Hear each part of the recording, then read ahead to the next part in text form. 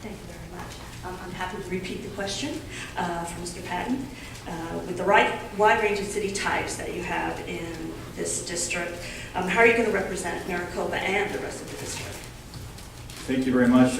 It's Paton, but as long as you recognize it on the ballot, that's okay. I'm sorry. I've been to Maricopa quite a few times over the last several months. I went to the Hickman Farms facility, went to the biofuels plant here. I went on a tour of Maricopa with your former mayor. I've pretty much been all over the place and visiting people, and the concerns that people in Maricopa have are fairly similar to the concerns that they have across the state. And that is that we have right now a serious problem with jobs, and you can only look at the crisis that people are suffering from here in this area with the mortgage collapse, the mortgage industry collapse. You see the foreclosures. You can see all of that. But despite all that, Maricopa is still growing. It's still, I think, on a positive path for success if the government doesn't get in its way. And I want to represent this area by simply doing as much as I can to take the government out of your lives as much as possible. And I saw it from out of it. Thank you so much. How important is the Great Separation Project on Arizona 347, which for those of us that are here in Maricopa, it's something that's been talked about and discussed for a long time. But how important is that for you as a congressman, and what steps could you take to help get that project funded?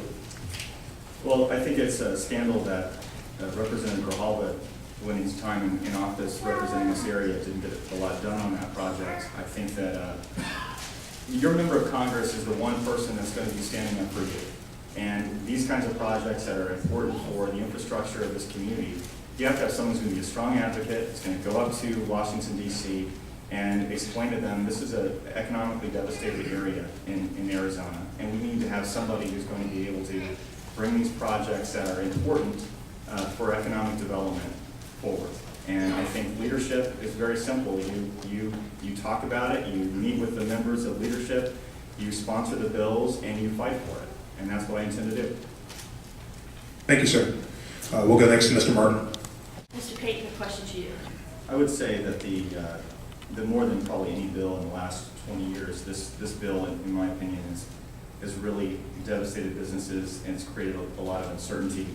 I think that what I look at and what I think our country needs is to lower healthcare costs. And when I look at actually what the bill does, it doesn't do that. It doesn't lower costs or competition. You can buy your auto insurance across state lines, but you simply can't buy health insurance across state lines. You can look at the fact that there really isn't any meaningful tort reform in this bill.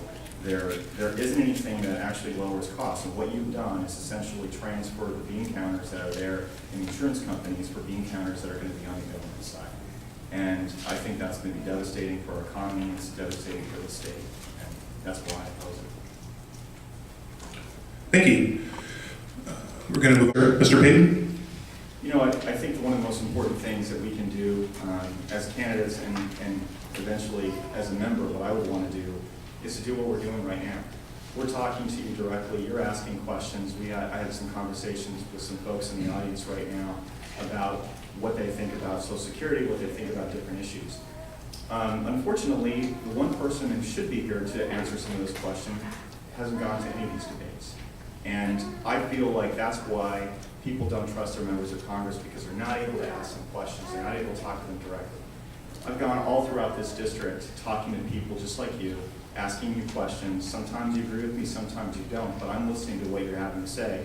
And I don't think that goes for some of the people who aren't here today. And I think that's why Congress's approval is so low, is because they're not listening to people. And I believe that that's my job, is to listen to you, find out what you think, and take those values and those ideas back to Washington, D.C. Thank you. Mr. Martin?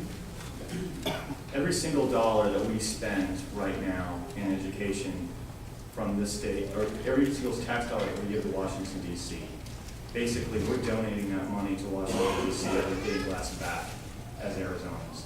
And every single dollar that we give could be better spent in our own schools, or better yet, by parents to decide what their own children's education should be.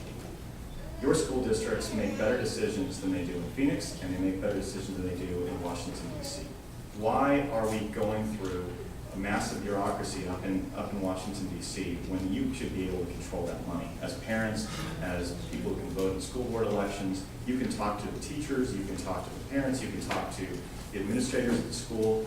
You should have the control of where that money goes, and not the bureaucrats in Washington. We give more money every year than we ever get back. And that isn't fair. And that's not fair for the first congressional district, and it's not fair for Arizona, and it's not fair for most Americans. Thank you. You know, it was interesting, before I came up here, I was talking to Jim and Jan about this very topic, and they've worked in the Social Security Administration for a long period of time. I would have to say that I'm 41 years old, and I'm not likely to ever see Social Security the way things have been going. The plan that they currently have in Washington is simply to bankrupt the system. We owe it to those who are near or out of retirement that they should have access, they should have all the money that they put into the system. I think younger workers should have at least a choice of what to do with their own money, because the government hasn't been managing it very well. There's a lot of ways that we can deal with this. There's a demographic bomb that we're facing right now. The baby boomer generation, as it enters into retirement, is going to, there's not going to be enough workers to pay for every single person. We have to come up with, I only have a few seconds left, we have to come up with ways of making that solvent in the long run. Thank you very much. Thank you, Mr. Wade. Repeat the question again? Sure. Do you believe it is ethical or moral to lobby for special interest groups while serving as an elected official? I don't think it's ethical to lobby for special interest groups if you're in office, because it's illegal.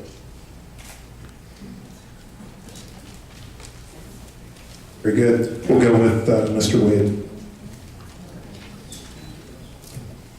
This is the first time I've ever run for office, so I've never been a lobbyist, a political consultant, held an office in any political arena whatsoever. This is the first time. I've stepped up to this challenge because I've served this country before in uniform, very proudly, during the Vietnam War era, and I've stepped up to serve again. Mr. Paton has been a registered lobbyist since about the year 2000. He's also been a political consultant and taken consulting fees from governments. And he's also served in the state legislature for about 5 years, I believe. Personally, I don't think any politician should be lobbying while serving. Mr. Payton, you'll have 45 seconds for a rebuttal. I've never served and lobbied at the same time, and my client was actually the folks who owned the newspapers for local rural Arizona. And I've also served in the United States Army as a soldier and served a tour of duty in Iraq.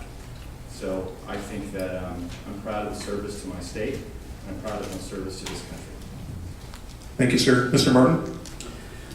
There's no doubt that special interests continue to influence, and there are some unique caveats here in the state of Arizona that allow our state officials to lobby and to work with special interest groups while in office that are not that way in the federal level.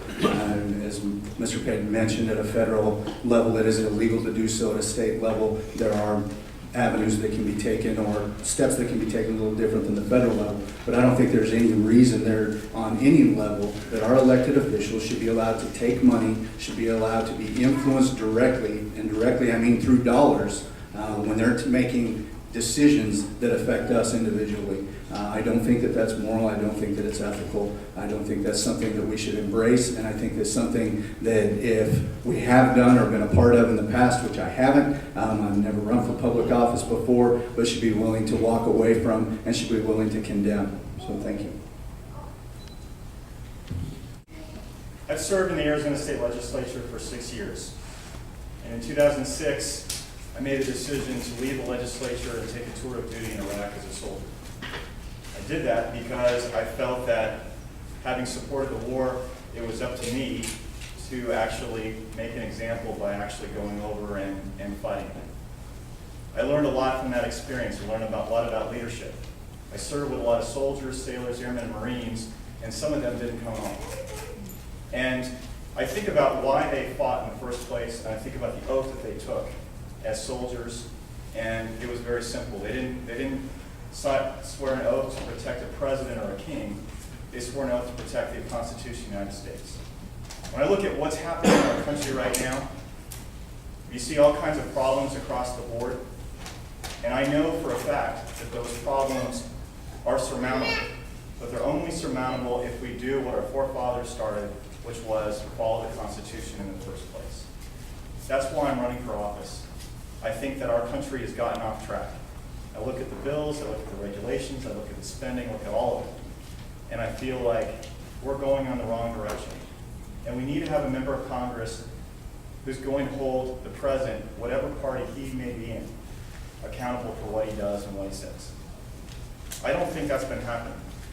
For 2 years, Ann Kirkpatrick was the representative of this area. She's not here today. We've gone, I might not agree with everything my opponents say, but we've been to 15 debates together. She hasn't been to one. You need to ask yourself the question, coming into November, do you want someone who's never been here, is never willing to talk to you, never willing to answer your questions, to be your next member of Congress, or do you want someone who's going to stand before you, whether you agree with them or not, they'll answer your questions and they'll answer them honestly.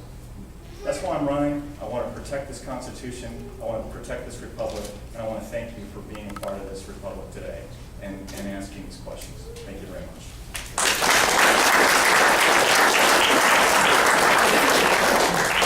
Let's have another round of applause for all three of these gentlemen.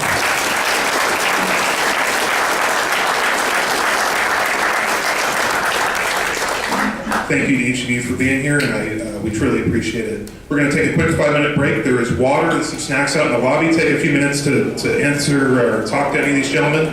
We're going to bring up the Pinal County Supervisor District 4 candidates next.